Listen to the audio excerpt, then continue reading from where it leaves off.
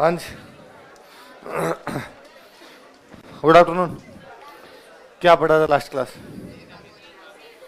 शेख हमीदुद्दीन नागौर।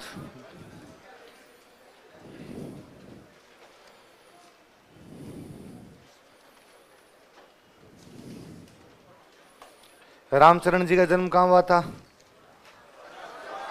पिताजी का नाम बख्तराम, मम्मी का नाम, गुरु जी का नाम और बचपन का नाम, और कौन से परिवार में जन्म हुआ? कौन से राजा ने अपने पास बुला लिया? कहाँ के राजा थे? क्या क्या बनवा के दिया? दरियाव जी का जन्म कहाँ हुआ? पिताजी का नाम, मम्मी का नाम, गुरु जी का नाम, कौन से परिवार में जन्म हुआ? और हरिराम दास जी का जन्म कहाँ पर हुआ? पिताजी का नाम, मम्मी का नाम और गुरु जी का नाम, और कौन से परिवार में जन्म हुआ? और कौन सी बुक लिखी? जो किसकी बुक है? रामदास जी का जन्म कहाँ हुआ? कौन से परिवार में?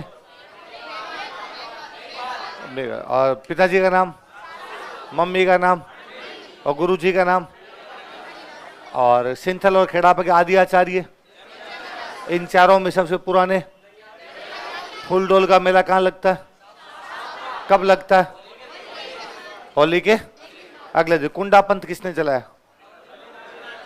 किसने? मलिनाज। कामड़िया महिलाएं कौन सा डांस करती है? उंदरिया पंथ कौन सी जनजाति? कौन से क्षेत्र के आसपास?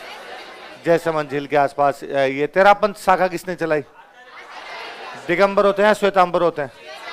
इसके नवे आचार्य कौन हुए थे? आचार्य तुलसी का जन्म कहां पर हुआ था? अणुव्रत आंदोलन कहां से शुरू किया था? कब शुरू किया था? लाडनू के अंदर कौन सा विश्वविद्यालय स्थापित किया था? वो कब किया था? और मर्यादा महोत्सव का आयोजन कहां किया गया? वो कब किया गया? अर्जन पे बल नहीं बल्कि क्या डायलॉग दिया उन्होंने? 10वें आचार्य कौन थे? महाप्रज्ञा का जन्म कहाँ हुआ?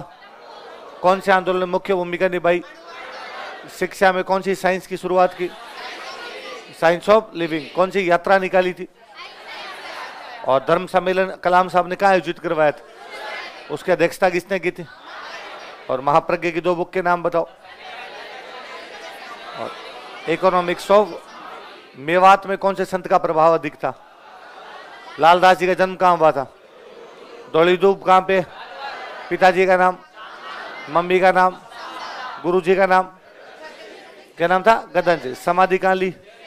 मुख्य के अंदर कौन सा? नगला जादव। मेले कब कब लगते हैं? आश्विन शुक्ल एकम और दूसरा माघ पूर्णिमा। कौन सी भाषा में उपदेश दिए? क्या काम करते थे? लकड़ हारे थे। कौन सी भाषा में उपदेश देते? और इनके बेटे का नाम क्या था? और कुतुब खान के मुख्य केंद्र कहाँ पे? बांदोली। नरहड़ पीर का मुख्य केंद्र? इन्हें बागड़ का उर्स कब लगता है? एक और नाम क्या है? इनके चेले कौन हुए थे? मजार फखरी कहां पर है? गलियाकोट। कौन से संत की दरगाह? वो कौन से संप्रदाय का मुख्य केंद्र है? मुहर्रम की कितनी तारीख को उर्स लगता है? ख्वाजा मोइनुद्दीन चिश्ती का जन्म कहाँ हुआ था? किसके शासनकाल में भारत आए थे? पृथ्वीराज चौहान। कौन से युद्ध से पहले मुख्य केंद्र कहाँ बनाया था? अजमेर में। उर्स कब लगता है? 1 से 6 रज्जब। कब लगता है? 1 से 6 रज्जब। 6 रज्जब को क्या होता है? कुल की रस्म। और 9 रज्जब को बड़े कुल की। ये दरगाह बनवानी शुरू किसने की थी? पूरी किसके टाइम में हुई थी? गयासुद्दीन खिलजी कहाँ का राजा था? अकबर यहाँ कितनी बार आया था? और कितने गांव दिए थे? मेवाड़ के जगत सिंह सेकंड है। और किसने भूमि अनुदान दिया था? किसने दिया था? जोधपुर महाराजा अजीत सिंह ने यहाँ पे अनुदान दिया था। जो हमीदुद्दीन नागौरी थे उनका मुख्य केंद्र कौन सा था? नागौर। किसके शिष्य थे? ख्वाजा मोइनुद्दीन चिश्ती। ख्वाजा मोइनुद्दीन चिश्ती किसके शिष्य थे? शेख उस्मान हारूनी। नहीं लिखवाया था? शेख उस्मान हारूनी के। अच्छा, ख्वाजा मोइनुद्दीन चिश्ती के 2 बेटे हुए जिन्होंने अलग अलग जगह पे अपने केंद्र स्थापित किए थे, फखरुद्दीन और हिसामुद्दीन सोख्ता। फखरुद्दीन ने कहाँ पे? सरवाड़ में इसामुद्दीन सोख्ता ने। और बेटी का नाम क्या था? बीबी हाफिज जमाल। उनका केंद्र कहाँ पे? अच्छा, हमीदुद्दीन नागौरी जो थे शाकाहारी थे या मांसाहारी थे? कौन से संत ने उन्हें उपहार भेजे थे? कौन से राजा ने? लेकिन उन्होंने उसे स्वीकार। ख्वाजा मोइनुद्दीन चिश्ती ने क्या उपाधि दी थी उनको? सुल्तान उत तारिकीन। क्या दी थी? सुल्तान उत तारिकीन। इल्तुतमिश ने कौन सा दरवाजा बनवाया? जो बुलंद दरवाजा क्या कहलाता है? इनके रहने की जगह क्या कहते हैं? कौन से गांव में खेती करते थे? और इनकी वाइफ का नाम क्या था? बीबी खदीना। इतना बड़ा आगे लो।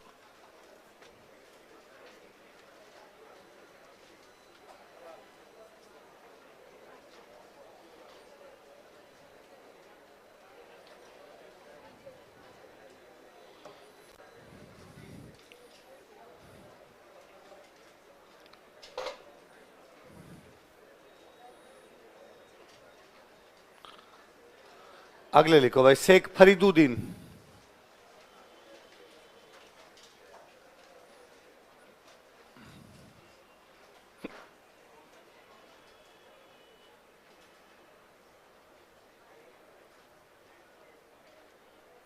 शेख फरीदुद्दीन।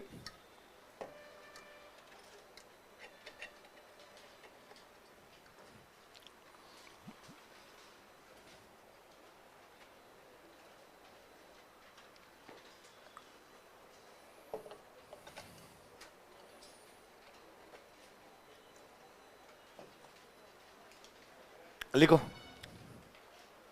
शेख हमीदुद्दीन नागौरी के शिष्य थे। He was disciple of Sheikh Hamiduddin Nagauri.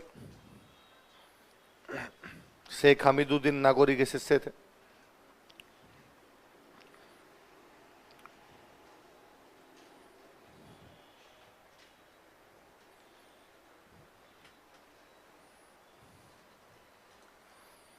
Sheikh Hamiduddin Nagauri के शिष्य थे।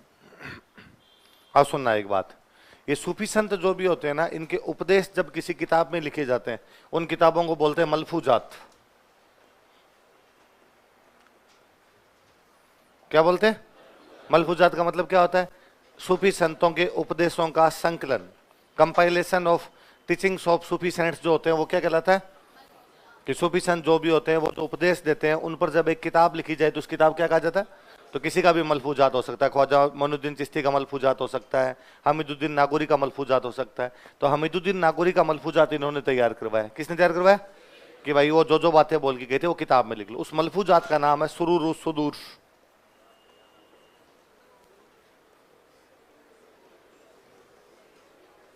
क्या नाम है? बोलो रे, क्या नाम है? किसका मलफूजात है? किसने तैयार करवाया? लिखो, इन्होंने शेख हमीदुद्दीन नागौरी का मलफूजात तैयार करवाया था। He got compiled malfuzat of Sheikh Hamiduddin Nagauri. इन्होंने शेख हमीदुद्दीन नागौरी का मलफूजात तैयार करवाया था। He got compiled malfuzat of Sheikh Hamiduddin Nagauri. Sheikh Hamiduddin Nagauri का मलफूजात तैयार करवाया था। He got compiled malfuzat of Sheikh Hamiduddin Nagauri, जिसे सुरूर सुदूर कहा जाता है, विच इज कॉल्ड एज सुरूर सुदूर। क्या कहते हैं? बोलो देखे, सुरूर से सुदूर। क्या कहते हैं? सुरूर सुरूर नहीं, सुरूर से सुदूर। गाना नहीं सुने आपने? तेरा तेरा तेरा सरूर, बहस वही सर। हिमेश रेशमिया आजकल तो नया रखा है। हिमेश रेशम नहीं हो लगता दिल। सलमान खान वाली मूवी का रिलीज हुआ ना, किसी का भाई किसी की जान। सुरूर सुदूर किसका मलफूजात है? किसने तैयार करवाया? लिख लो, मलफूजात बराबर सूफी संतों के उपदेशों का संकलन, ताकि याद रहेगा कि मलफूजात का मतलब क्या होता है। मलफूजात बराबर सूफी संतों के उपदेशों का संकलन, compilation of teachings of Sufi saints, compilation of teachings of Sufi cents.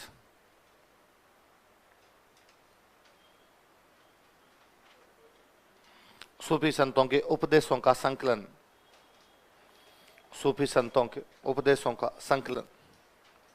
क्या कहलाता है? क्या कहलाता है? मलफूजात।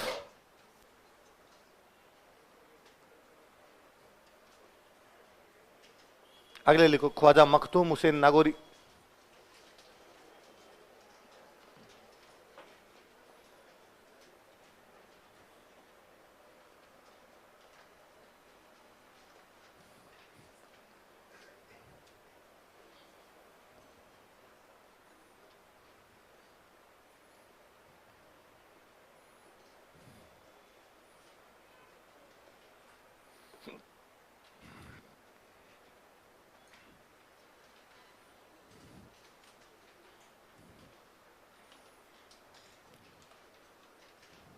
देखो, यह भी हमीदुद्दीन नागौरी के शिष्य थे।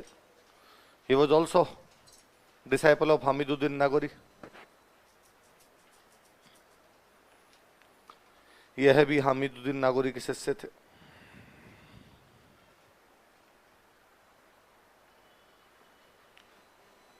अरे सुन लो, फिर एक साथ लिख लेना।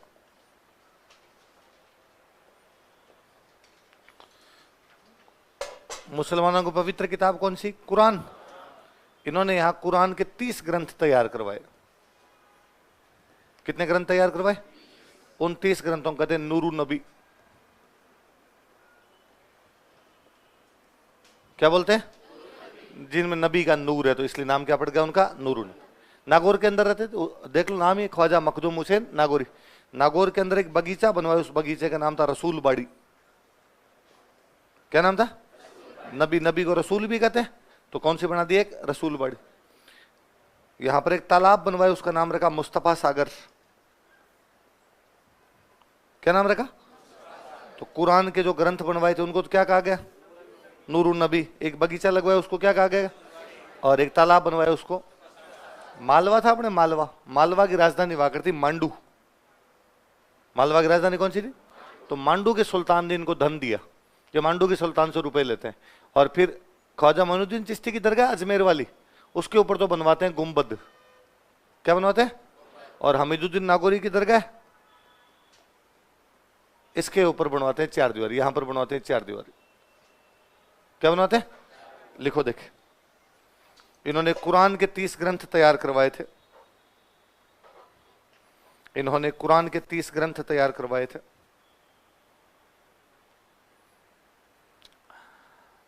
He got prepared 30 text of Quran. इन्होंने कुरान के 30 ग्रंथ तैयार करवाए थे। He got prepared 30 text of Quran,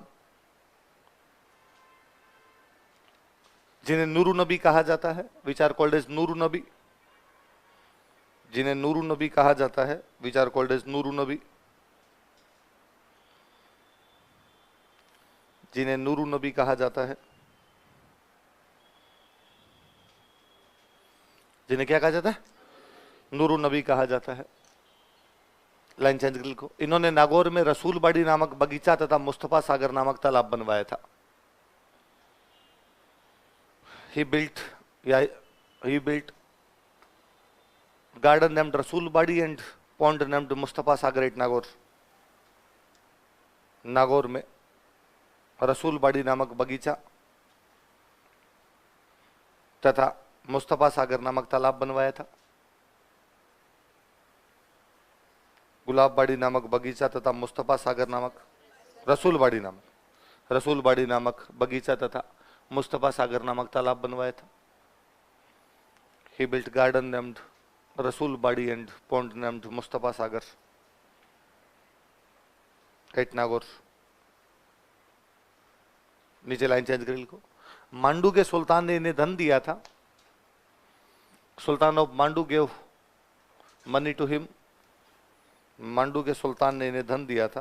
Sultan of Mandu gave money to him.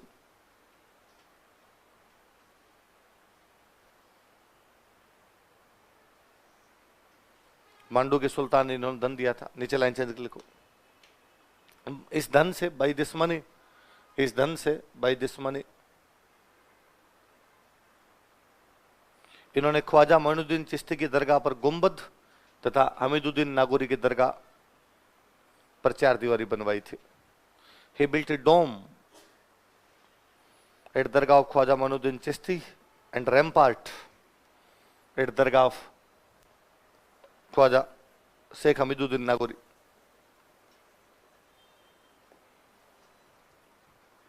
इस धन से इन्होंने ख्वाजा मोइनुद्दीन चिश्ती की दरगाह पर गुंबद तथा हमीदुद्दीन नागौरी की दरगाह पर 4 दीवारी बनवाई थी।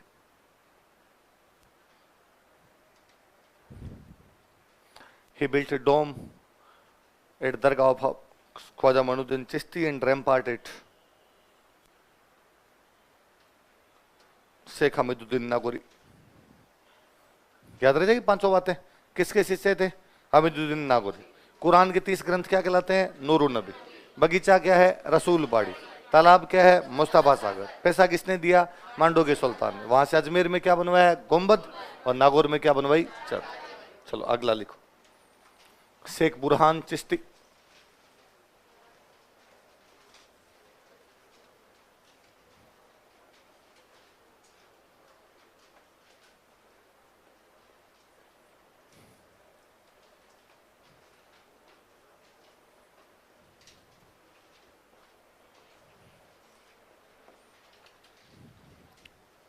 क्या नाम है? लिखो मुख्य के अंदर। जयपुर में एक जगह पड़ती थी ताड़ा गोड़ा।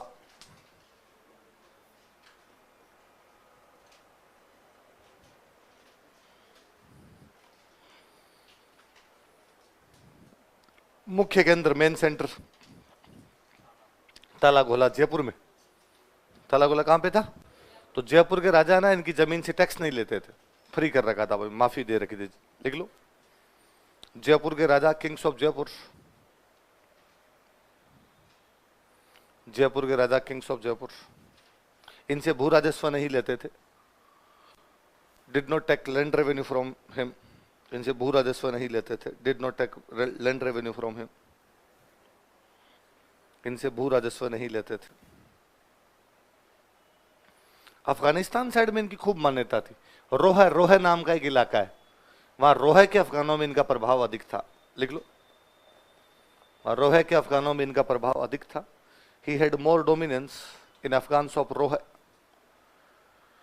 रोह के अफगानों में इनका प्रभाव अधिक था। He had more dominance in Afghans of रोह।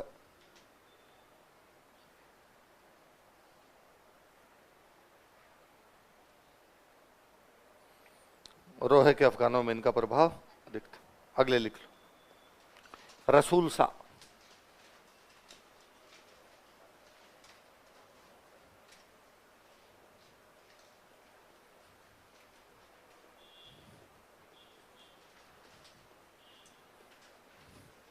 मुख्य के अंदर लिखो बहादुरपुर।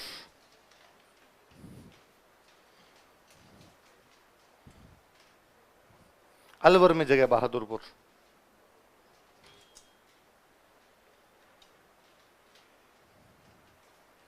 गुरुजी का नाम लिखो नियामतुल्लाह खां।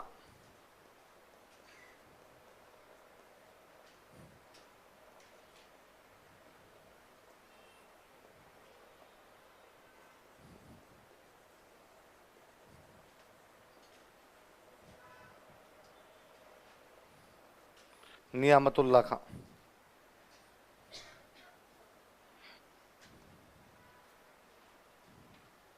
क्या नाम है गुरुजी का? नाम क्या? ये यूं मस्त संत थे रसूल साहब। दारू पीते थे और बाकी सब कहते पीनी चाहिए, चिल रहता है आदमी।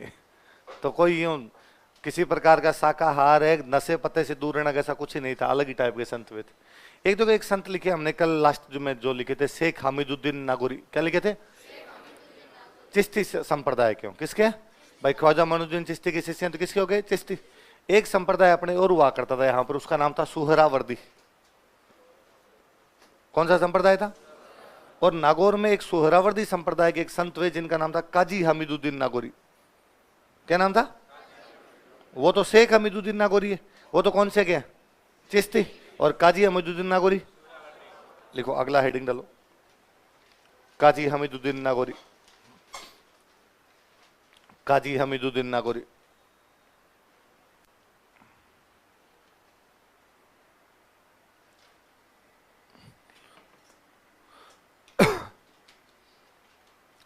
देखो, यह सुहरावर्दी संप्रदाय से संबंधित थे।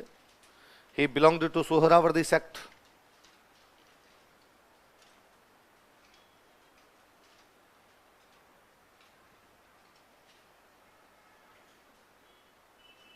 यह सुहरावर्दी संप्रदाय से संबंधित थे।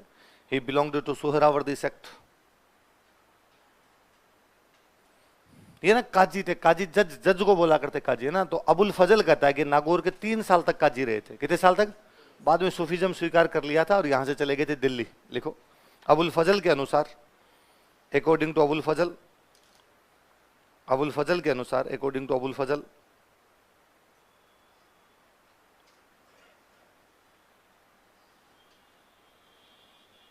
अबुल फजल के अनुसार, अकॉर्डिंग टू अबुल फजल, यह नागौर में 3 साल तक काजी रहे थे। यह नागौर में 3 साल तक काजी रहे थे। He worked as qazi in Nagaur. He worked as qazi in Nagaur. यह नागौर में 3 साल तक क्या रहे थे? काजी। काजी किसको कहते हैं? जज। उस समय जो जज हुआ करते उनको क्या कहते हैं? तभी ऐसे डायलॉग बने, जब मियाँ बीवी राजी तो क्या करेगा, और जज क्या कर लेगा जब अगले दोनों राजी है तो क्या लेगा। देखो, कालांतर में दिल्ली चले गए थे। Later on he moved to Delhi. कालांतर में दिल्ली चले गए थे।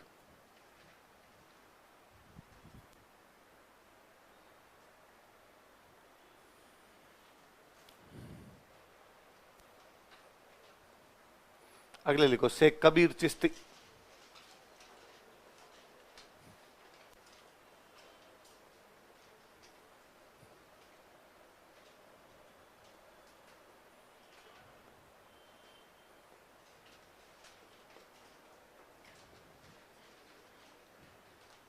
चिश्ती है तो बताओ कौन से हमीदुद्दीन जी के शिष्य होंगे?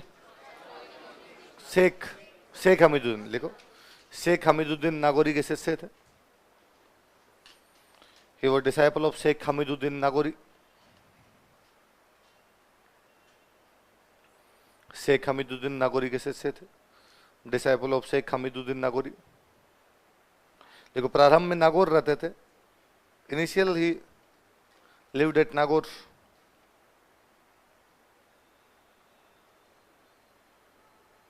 प्रारंभ में नागौर रहते थे, लेकिन बाद में अहमदाबाद चले गए थे। But later on he moved to Ahmedabad.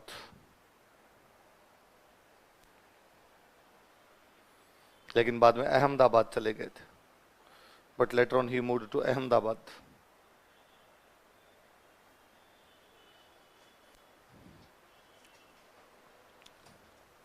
लिखो, शेख इसहाक मगरिबी।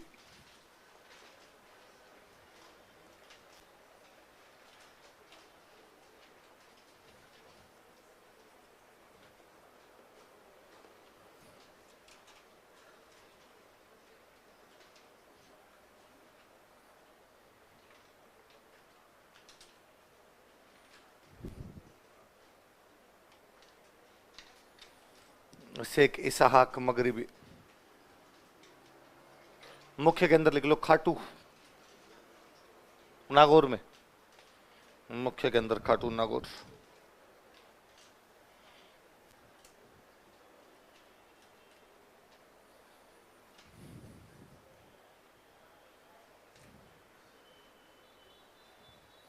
अगले लिखो, शेख अहमद।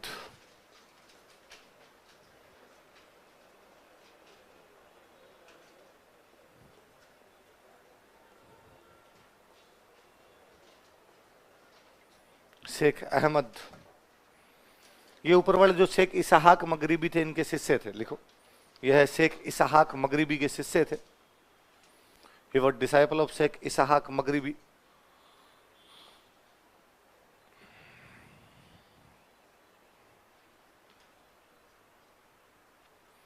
शेख इसहाक मगरिबी के शिष्य थे। He was disciple of Sheikh Ishaq Maghribi. इन्होंने हज यात्रा की थी। ही विजिटेड हज। इन्होंने हज यात्रा की थी। ही विजिटेड हज।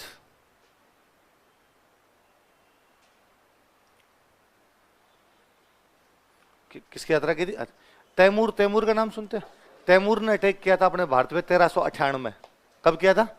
1398। दिल्ली आया हुआ था, तब इन्होंने दिल्ली में मुलाकात की थी। लिखो, 1398 ईस्वी में, इन 1398 एडी, 1398 ईस्वी में, इन 1398 एडी, इन्होंने तैमूर से मुलाकात की थी। He met Timur. इन्होंने तैमूर से दिल्ली में मुलाकात की थी। He met Timur at Delhi. Timur से दिल्ली में मुलाकात की थी। फिर गुजरात में एक सुल्तान हुआ था मुजफ्फर शाह। गुजरात का सुल्तान कौन था? तो मुजफ्फर शाह ने इनको अपने पास बुला लिया था। मुजफ्फर शाह ने बुला लिया तो गुजरात चले गए और गुजरात में इन्होंने मुख्य केंद्र बना लिया था अपना सरखेज। कौन सा बनाया था? सरखेज है ना, नील की खेती के लिए बहुत फेमस रहा था। नील की खेती मध्यकाल में दो ही जगह थी अपने, या तो बयाना या कहां पे, सरखेज। सरखेज में इनको दो चीजें बना के दी थी। एक तो बनवा के दी थी खानका। क्या बनवा के दी? सूफी संतों के रहने की जगह क्या कहलाती थी? सूफी संतों के उपदेश क्या कहलाते? मलफूजात। उनके रहने की जगह क्या कहलाती? खान। एक बनवा के दिया मदरसा, जब बच्चों को पढ़ाते वो क्या हो गया? मदरसा। लिखो, गुजरात के सुल्तान मुजफ्फर शाह ने, मुजफ्फर शाह सुल्तान ऑफ गुजरात, गुजरात के सुल्तान मुजफ्फर शाह ने, मुजफ्फर शाह सुल्तान ऑफ गुजरात, गुजरात के सुल्तान मुजफ्फर शाह ने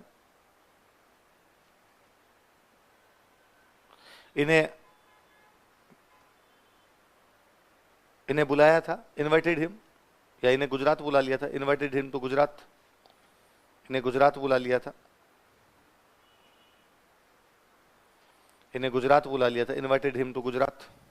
अब नीचे लाइन चेंज करके लिखो, इन्होंने सरखेज को अपना मुख्य केंद्र बनाया। He made Sarkhej as his main centre. Gujarat में जगह है सरखेज, इन्होंने सरखेज को अपना मुख्य केंद्र बनाया।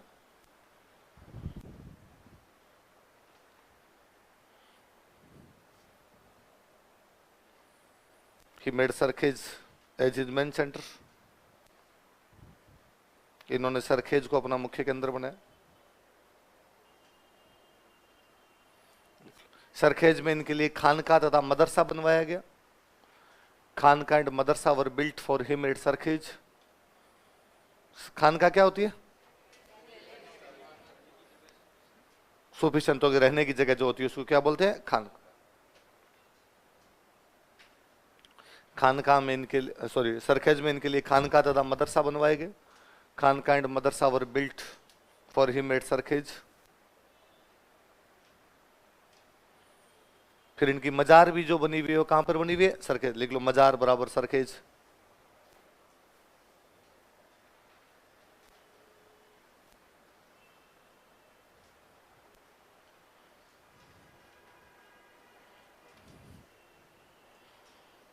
मजार कहां पे? उपाधियां लिखो,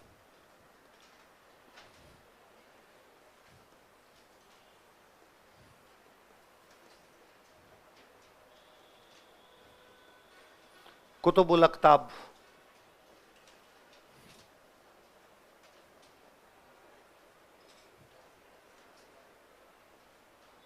एक उपाधि दाता गंज बख्श।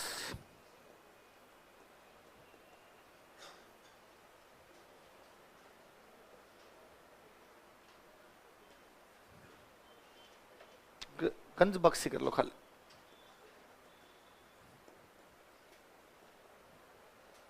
दो उपाधि, ये तो गंज बख्श, खाली गंज बख्श ही लिखना। और एक कुतुबुल अख्ताब। कुतुबुल अख्ताब, कुतुब का मतलब होता है तारा। कुतुब का मतलब क्या होता है? तारों का तारा, स्टार ऑफ स्टार्स, कुतुबुल अख्ताब। और गंज बख्श का मतलब दातार आदमी होता है, दानवीर। तो दो उपाधि क्या क्या बताओ देखिए? कुतुबुल अख्ताब और गंज बख्श। दो और लिख लो, दो नाम नाम लिखने सीधे। गुस्सा है गुलाम इमाम, या इनका एक नाम और था शेख मानू।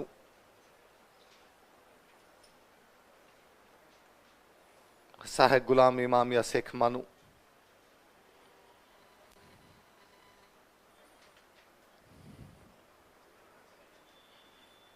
शेख गुलाम इमाम या शेख मानू।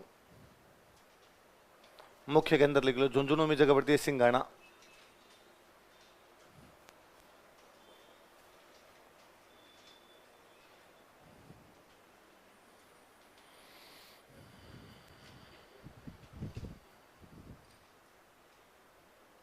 कहा मुख्य के अंदर?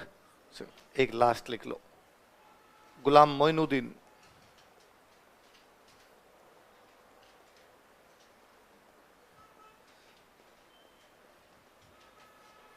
या इनका एक नाम और था चांद सा।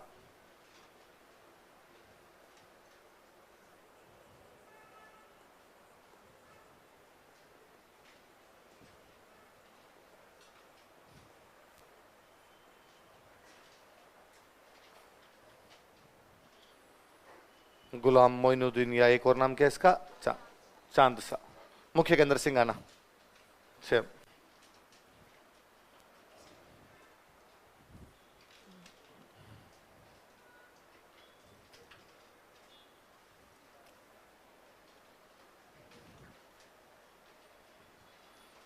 पढ़ो, देखिए एक बार वापस पढ़ो, एक बार नजरों में से निकालो।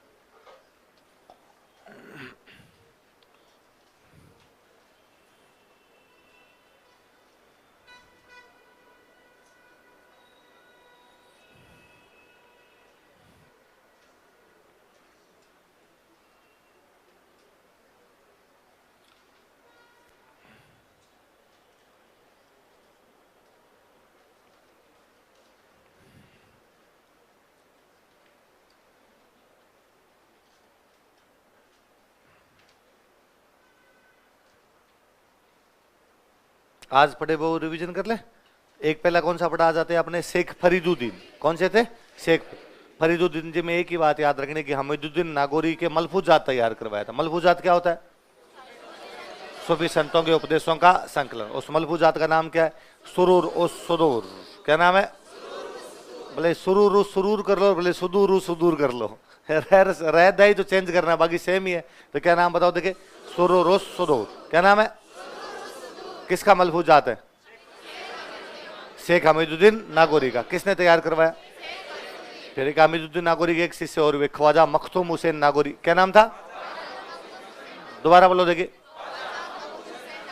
कुरान के 30 ग्रंथ क्या कहलाए? नूरुन नबी, बगीचा, रसूल बाड़ी, तालाब, मुस्तफा सागर। मांडू के सुल्तान ने रुपए दिए तो अजमेर में बनवा दिया गुंबद और नागौर में बनवा दी 4 दीवार। इतना ही पढ़ा। इसके बाद अगले पढ़े शेख बुरहान चिश्ती। कौन थे? अपने यहाँ पे जयपुर आ गए। जयपुर में जगह कौन सी है? ताड़ा गोड़ा। और इन पे किसी प्रकार का टैक्स नहीं, और रोहे के अफगानों में इनका प्रभाव अधिक। फिर ये कौन से आगे? रसूल शाह का मुख्य केंद्र अलवर में, बहादुरपुर। और उनके गुरुजी कौन थे? नियामतुल्लाह खां। क्या नाम था? फिर ये कौन से आगे? काजी हमीदुद्दीन नागौर। ये चिश्ती के नहीं थे, ये किसके थे? सुहरावर्दी संप्रदाय के थे। कौन कहता है? नागौर में 3 साल तक काजी रहे, अबुल फजल। और बाद में कहाँ चले गए थे? दिल्ली चले गए थे। उसके बाद में एक पढ़े शेख कबीर चिश्ती। कबीर चिश्ती पहले रहते थे नागौर और बाद में कहाँ चले गए थे? अहमदाबाद। उसके बाद एक पढ़े शेख इसहाक मगरिबी। क्या नाम है? इनका मुख्य केंद्र कौन सा था? खट। इनके शिष्य कौन हुए? शेख अहमद। कौन हुए? शेख अहमद के बारे में कई बातें। शेख अहमद शिष्य थे इनके। बाद में हज यात्रा चले गए। फिर किससे मिल के आए? तैमूर। गुजरात के कौन से सुल्तान ने बुला लिया? मुजफ्फर। मुख्य केंद्र कौन सा? खानका, मदरसा, मजार। सब कुछ कहाँ पे है? सरखेज। क्या क्या क्या है? खानका, मदरसा। खानका सूफी संतों के रहने की जगह, मदरसा जहाँ वो विद्यार्थियों को पढ़ाते, मजार जहाँ मरने के बाद उनको दफनाया जाता। तीनों जगह कहाँ पे इनकी? सरखेज। और एक बात और कौन बताए? हाँ, उपाधियां लिखी जो कौन कौन सी? कुतुब अल अख्ताब और गंज बख्श। कुतुब अल अख्ताब का मतलब होता तारों का तारा, गंज बख्श का मतलब होता दातार, दानवीर जो आदमी होता है उसको क्या बोलते हैं? गंज बख्श। सिंघाना में 2 की दरगाह है, शाह गुलाम इमाम, गुलाम मोइनुद्दीन। कौन कौन 2 है? शाह गुलाम इमाम। इन दोनों की दरगाह कहां पर है? सिंघाना के अंदर बनी। इतनी बातें याद कर लोगे? आप लिखो राजस्थान के लोक देवता।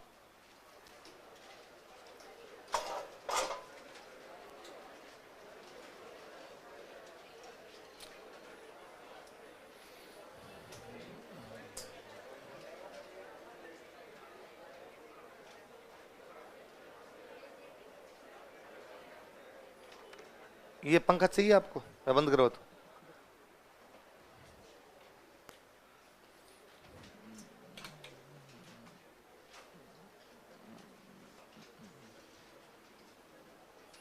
मैं एक दुआ लिख रहा हूं, ये उतार लो, फिर अपने बात करते हैं।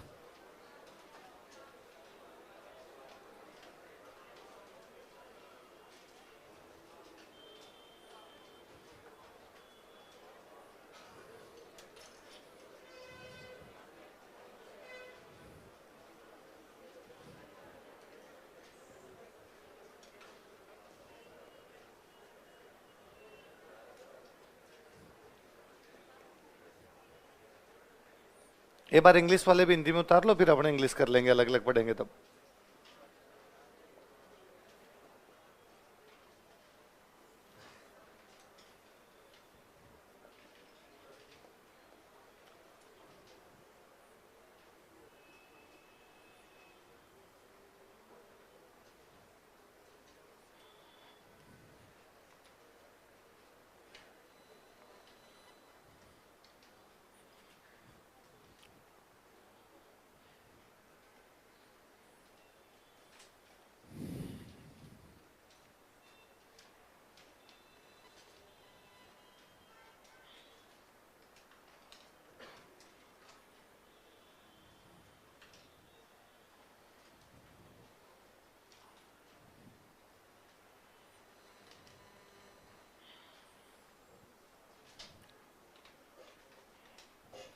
उतार लिया? क्या दुआ है बोलो देखिए। पाबू हड़बू राम दे मांगलिया मेहा पांचू पीर पधार जो गोगा जी जय। एक वर्ड है इसके अंदर, पीर। क्या लिखा हुआ है? ऐसे लोग देवता जिनको हिंदू भी माने और मुसलमान भी माने, क्या कहलाते हैं? या नॉर्मल शब्दों में कह दो, हिंदुओं में जिसको देवता बोलते हैं, मुसलमान उसको क्या कहते हैं? पीर। कितने हैं? अब कोई सिंपल पूछेगा हिंदुओं में कितने लोग देवताओं को पीर भी कहा जाता है? कितने कितने लोग देवता पीर कहलाते हैं? पीर क्या होते हैं? दोनों माने वो क्या होते हैं? पीर। और वो पांच कौन कौन से? पाबू जी, हाड़बू जी, कौन कौन पांच है बताओ देखिए। बाबू जी, हड़बू जी, रामदेव, मेहा जी और गोगा जी। याद रह जाएंगे? अब कई बार वो सवाल ये दे देगा, इनमें से कौन से पांच पीरों में शामिल नहीं होते? बाबू जी, रामदेव जी, हड़बू जी, देवनारायण जी। इनमें से कौन से पांच पीरों में शामिल होते हैं? देवनारायण जी, तेजा जी, मल्लीनाथ जी, मेहा जी। याद रह जाएगा? ऐसा कोई भी सवाल एक एक पढ़ ले। लिखो, पहले लिखो।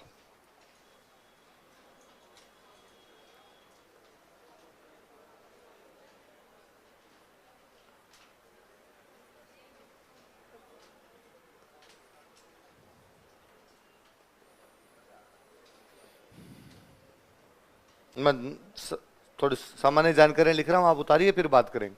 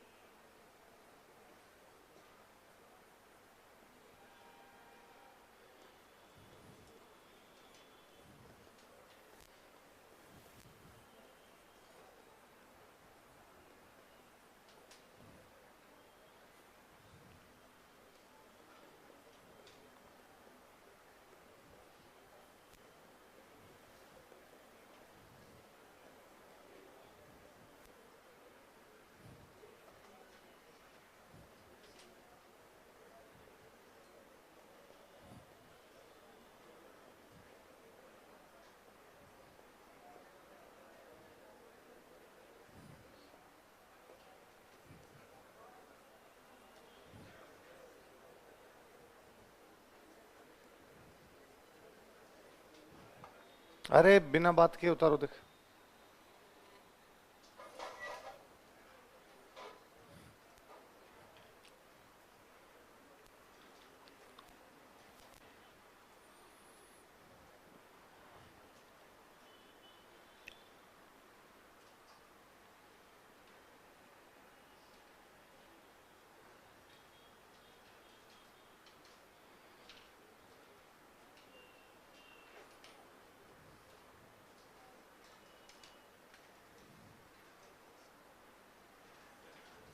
उतार ली। बताओ देखिए इधर से ऊपर क्या लिखा है सबसे पहले, जन्म स्थान कहां पे लिखा हुआ? कोल्लूमठ, जोधपुर में एक जगह पड़ती है। कोल्लूमठ कहां पे? बाद में क्या लिखा हुआ है? पिताजी का नाम क्या था? दांदल जी। मारवाड़ में एक राजा पढ़े थे हमने, राव धूहड़। कर्नाटक से नागणेची माता की मूर्ति लेकर आया था, पढ़ा था।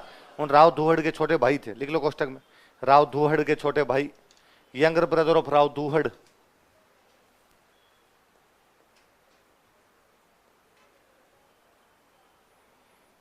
राव धूहड़ के छोटे भाई, younger brother of Rao Dhuhad. Marwar में कौन सा वंश था? इसलिए पाबूजी का नाम देख लो क्या लिखा। इसे ये भी पता चलता है कि पाबूजी राजा के भतीजे हैं। पाबूजी क्या है? राजा के। तो वो खुद एक राजकुमार थे। मम्मी का नाम क्या है? कमला। क्या नाम है? ऐसा कहते हैं कि पाबूजी की मम्मी वास्तव में तो एक परी थी। अप्सरा, अप्सराएं होती है परियां, समझ गए? पापा की परियां नहीं, आसमान वाली जो परियां होती है। ऐसा कहते हैं कि भाई जो परियां होती है वो कई बार रात को धरती पे घूमने के लिए आती है, कि दिन में तो वो इसलिए नहीं आती कि यदि उनको कोई देख ले तो उनकी शक्तियां समाप्त हो जाती, फिर वापस नहीं जा पाती। रात को धरती पे लोग सो जाते हैं, इसलिए रात को कई बार वो घूमने के लिए आती है। ऐसे एक बार कोई एक परी थी, रात को घूमने के लिए उतरी, गलती से उसका हेलीकॉप्टर मारवाड़ में लैंड कर गया। कोई ढंग की जगह जा रही होगी बेचारी, यहाँ नीचे उतरते गर्मी लगी उसे भयंकर वाली, उसको लगा मरा दिया तो गलत जगह आ गए। वहां जहां उतरी थी वहां पास में एक तालाब था, तो उसे लगा क्यों ना नहा ले तो थोड़ा गर्मी कम लगेगी। वो उस तालाब में नहाने लग गई। उस दिन दांदल जी कोई अपना घोड़ा लेकर रात्रि को वहां से निकल रहे थे। दांदल जी को याद आया कि यार घोड़े को पानी नहीं पिलाया, कई देर हो गया, घोड़े को पानी पिला लेते हैं। चूंकि वो लोकल थे तो वो जानते थे कि यहाँ पास में तालाब है, तो उन्होंने तालाब की तरफ घोड़ा मोड़ा। जैसे तालाब के पास गए दांदल जी तो चौकन्ने, दांदल जी स्टेच्यू हो गए वैसे के वैसे। उस परी ने थोड़ी देर बाद देखा तो उसने कहा मिस्टर तुम जो कोई हो पर धांधली कर रहे हो। ये ये गलत तरीका है, तुम ऐसे नहीं देख सकते। और सबसे बुरा तो ये हुआ मेरे साथ कि मुझे यदि धरती पे को देख लेता मैं वापस नहीं जा पाती हूँ, और तुमने मुझे देख लिया, मैं वापस कैसे जाऊंगी स्वर्गलोक में? दांदल जी ने कहा किसने कहा वापस जाना है?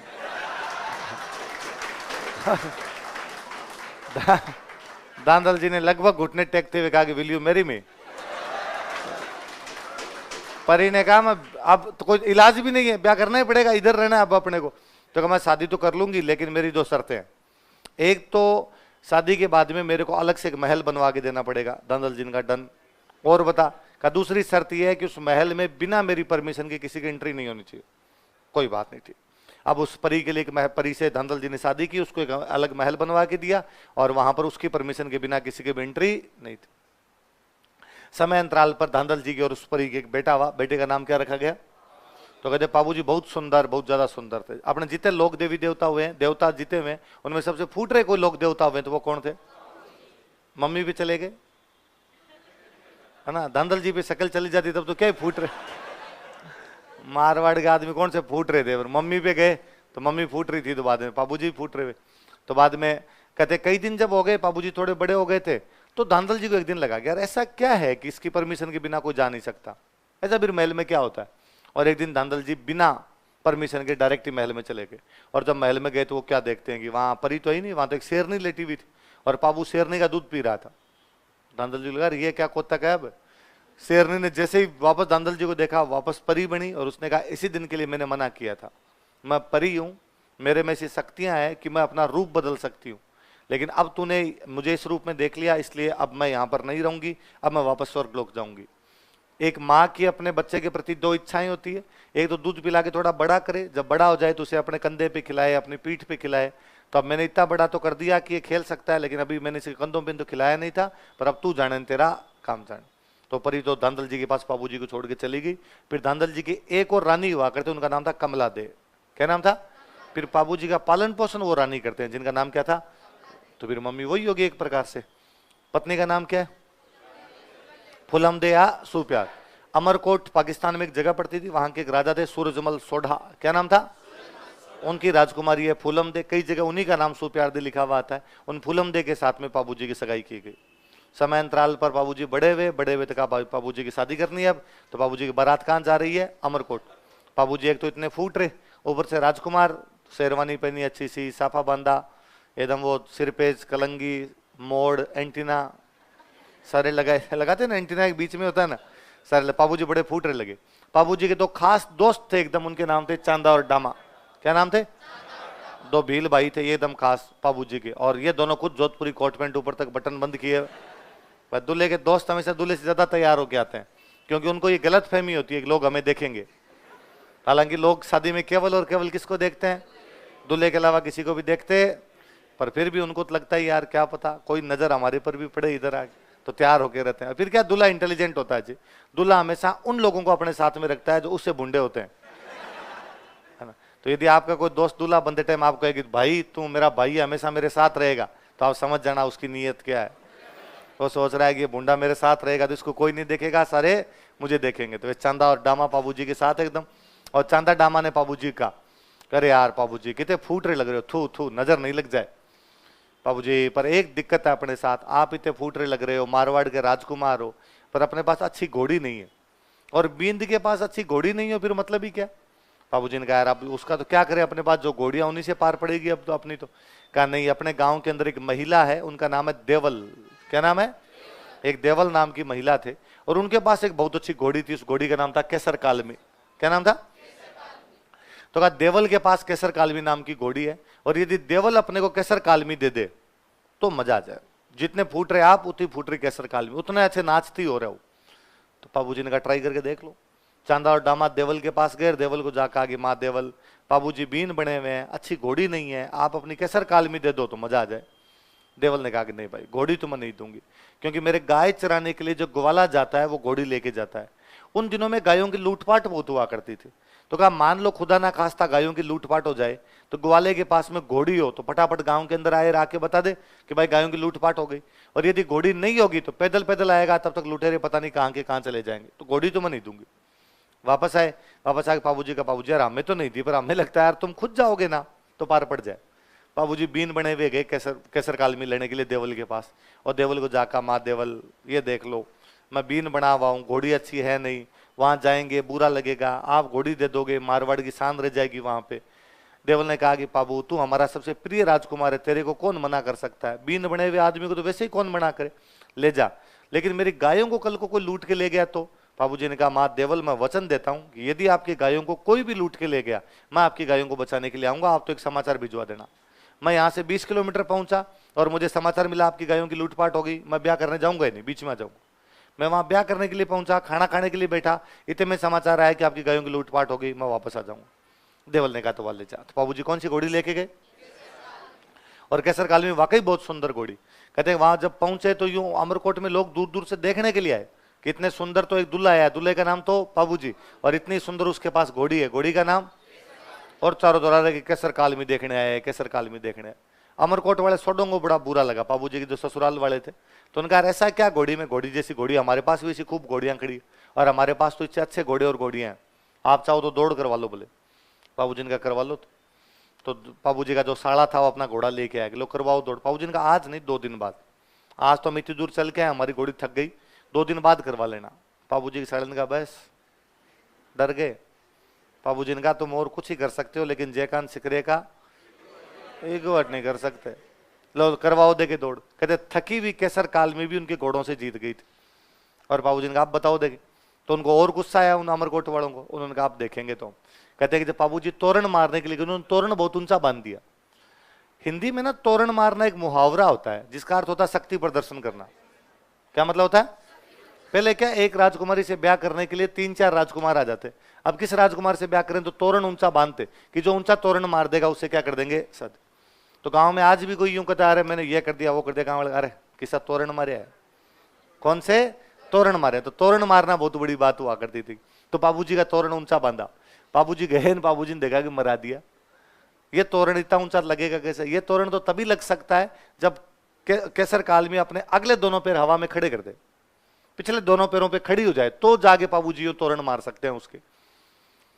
बाबूजी ने केसर कालमी के सिर पे हाथ फेरा। एक अच्छा सा दो है कि केसर मत ना दीजिए आज थारो मारो पोत, कि पोत पोत समझते हो भेद, कि केसर आज तेरा और मेरा भेद मत देना, यहाँ बेइज्जती हो जाएगी। केसर मत ना दीजिए आज थारो मारो पोत, मत ना लजाए आज राठौड़ारी जाथड़ी। आज जो मारवाड़ के राठौड़ों की बारात आई हुई उसको लज्जित मत कर दे। केसर कालमी ने सिर हिलाया कि चिंता ही मत करे, तो कितना आ गए, ये तो अभी मार दूंगी मैं।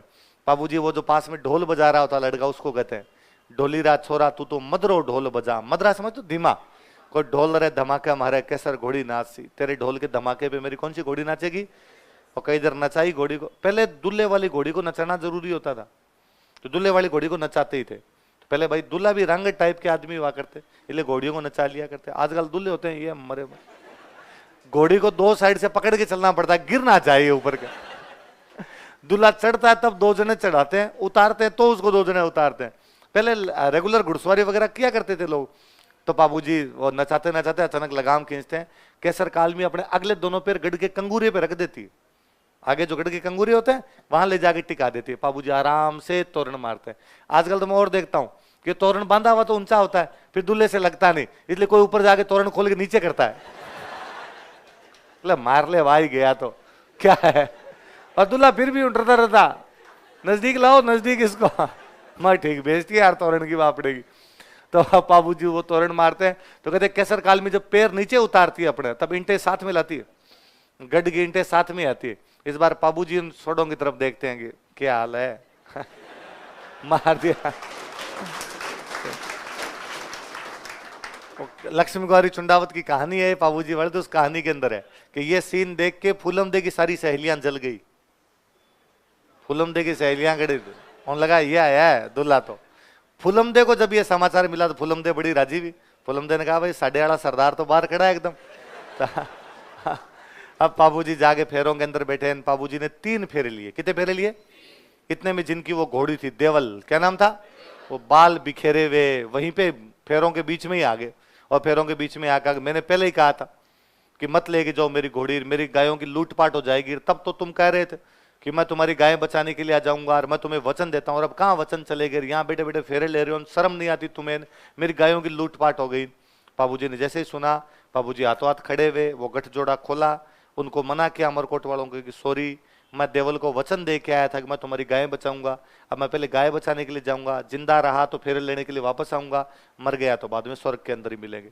बाबूजी वापस आते हैं, देचू नाम के गांव में उनको पकड़ते हैं, गाय ले जाने वालों को। जोधपुर में गांव है देचू, कौन सा गांव है? जायल का राजा इन गायों को लेके जा रहा था। जायल पड़ता है नागौर में? जायल का राजा का नाम था जींद्राव खिंची। क्या नाम था? जींद्राव खिंची। वो बाबूजी गांव की गायें लूट के लाया था।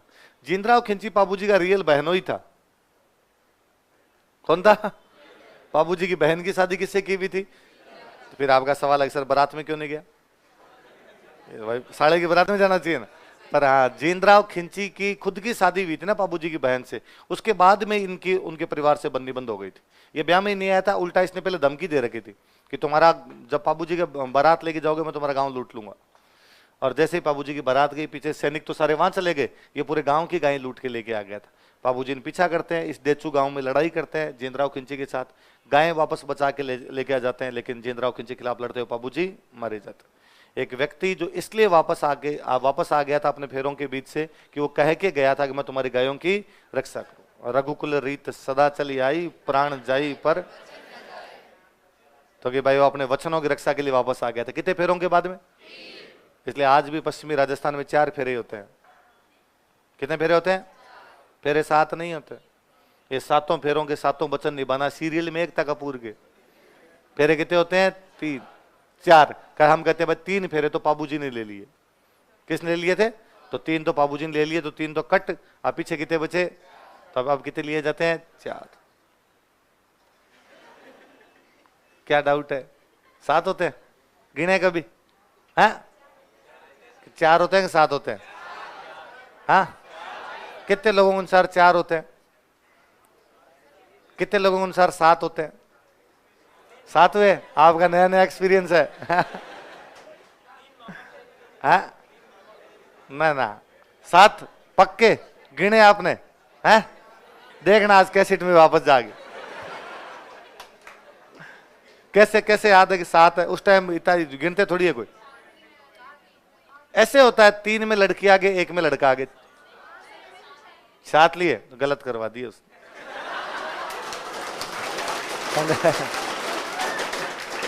पंडित जी ने 3 ज्यादा करवा दिए। राजस्थान की मान्यता के अनुसार नहीं करा, ये यूपी बिहार की मान्यताएं ऐसी सब।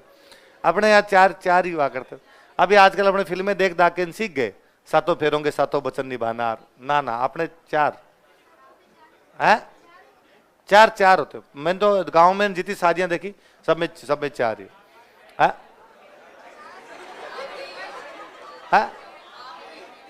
क्या मेरे कितने?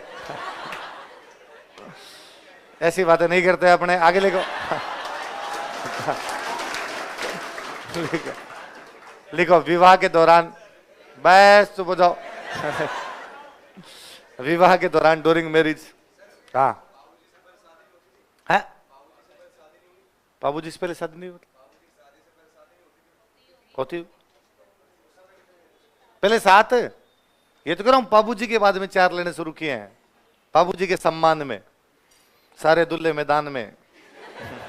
कहा कितने लेंगे हम? 4। देखो विवाह के दौरान ड्यूरिंग मैरिज, 3 फेरों के बाद आफ्टर 3 राउंड्स, 3 फेरों के बाद आफ्टर 3 राउंड्स,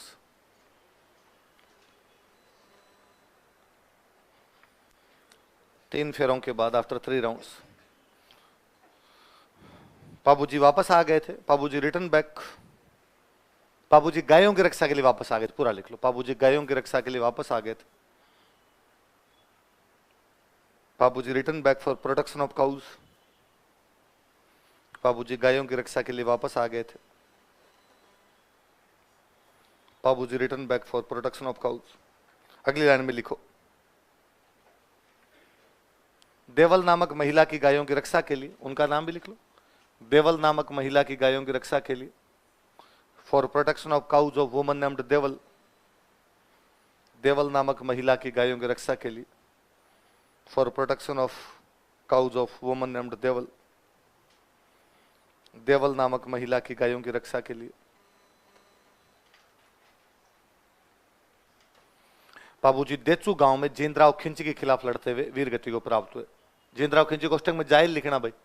बाबूजी देचू गांव में, देचू जोधपुर में, जायल नागौर में। बाबूजी देचू गांव में जींद्राव खिंची के खिलाफ लड़ते हुए वीर गति को प्राप्त हुए। बाबूजी डाइड while fighting against जींद्राव खिंची of जायल एट देचू। बाबूजी डाइड while fighting against जींद्राव खिंची एट देचू। बाबूजी देचू नामक गांव में जींद्राव खिंची के खिलाफ लड़ते हुए वीर गति को प्राप्त हुए।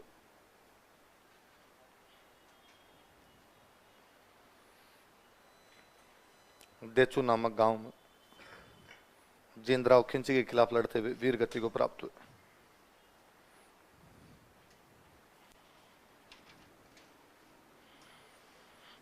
गांव वाली कहानियों भाई ये भी मानते हैं कि बाबूजी की जो मम्मी थी, जो परी थी, जो ये कह के चली गई थी भाई मैंने मेरे बच्चे को पाल के थोड़ा बड़ा तो कर दिया लेकिन मैं इसे पीठ पर कंधों पे खिला नहीं सकी। ऐसा मानते हैं कि वो परी अगला जन्म लेती है केसर कालमी के रूप में। किस रूप में लेती है? घोड़ी की तो पीठ पे खेलेगा, तो कि बाबूजी की लाज वो रख रही थी तो बाबूजी की माँ ही दोबारा जन्म ले लेती है। वो जो परी थी वो दोबारा जन्म ले लेती है। किस रूप में? वैसे बाबूजी को लक्ष्मण का अवतार कहते हैं। किसका अवतार कहते हैं? देखो बाबूजी को लक्ष्मण का अवतार माना जाता है। Babuji is considered as incarnation of Lakshman.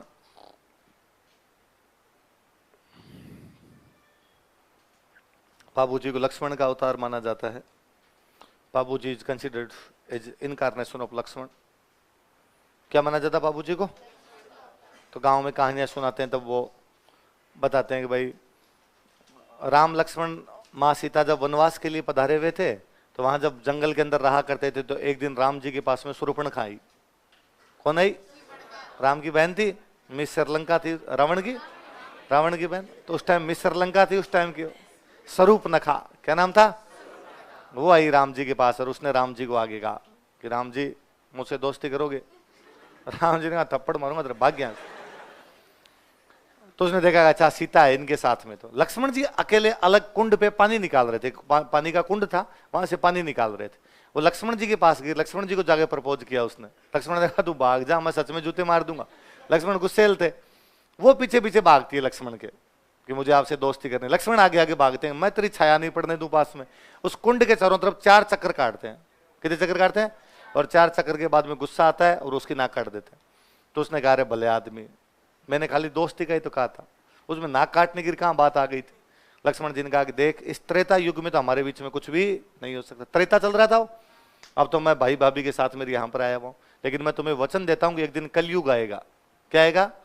उसके अंदर मैं बनूंगा पाबू और तुम बनोगी फूलम दे। मैं बनूंगा पाबू और तुम बनोगी। इस कुंड के चारों तरफ हमने 4 चक्कर काटे हैं, बाकी 3 वहां काटेंगे। तो कहानी लंबी है ना। गांव में जब कोई ये कहानी सुनाता तो कहता है कि और पाबू जी 3 फेरों के बाद में उठ के आए और लड़ते हुए मारे गए। तो वो सुनने वाला बंदा कहा अरे शादी भी कंप्लीट नहीं हुई, उससे पहले ही मारे गए। तो सुनाने वाला बड़ा फिलोसॉफिकल अंदाज में कहता है नहीं रे, ये तो पहले से लिखा हुआ था। लक्ष्मण जी त्रेता में कह के चले गए थे कि उनको फेरे कितने लेने थे? देवी देवता के आगे किसी की पारे नहीं, राम और राज के आगे कोई भी जीत। राम करे सो काम और हरि करे सो खरी। तो वो जो भी करके गए वो सही करके गए। तो पाबू जी किसके अवतार है? पाबू जी की एक भतीजी थी, उसका नाम था केलम। क्या नाम था? केलम। केलम नाम की एक भतीजी हुआ करती। जब केलम की शादी हुई तो बाबूजी ने कहा भाई भतीजी की शादी बड़े धूमधाम के साथ की जाएगी और मैं मेरी भतीजी की शादी में 4 व्हीलर दूंगा। तो पहली बार केलम की शादी में कैमल दिए गए थे। क्या दिए गए? तो कहते राजस्थान में ऊंट लाने वाले कोई देवता है, तो वो देवता कौन है? तो आज भी गांव में ऊंट बीमार होता तो किसकी पूजा करो? लिख लो, बाबूजी ऊंट रक्षक देवता है। बाबूजी इस कैमल प्रोटेक्टर डैडी है। 2 व्हीलर कौन सा है? इतना लोड क्यों लिया तूने? पहले 2 व्हीलर रखते ही नहीं, सब 4 व्हीलर रखते थे, अमीर लोग थे सर। बाबूजी ऊंट रक्षक देवता है। बाबूजी इस कैमल प्रोटेक्टर डैडी। ऊंट पालने वाली एक जाति होती है भाई, राइका। कौन सा समाज होता है? राइका का 2, या इन्हीं को अपने बोलते हैं रेबारी। क्या बोलते हैं?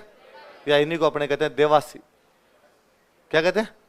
तो ये भाई पाबूजी को अपना मुख्य देवता मानते हैं। लिख लो, राइका समाज के लोग पाबूजी को अपना मुख्य देवता मानते हैं। पीपल ऑफ राइका कम्युनिटी, आप तीनों नाम लिख लेना। People of Raika community consider Pabuji as main deity. Raika समाज के लोग पाबूजी को मुख्य देवता मानते हैं। People of Raika community consider Pabuji as main deity.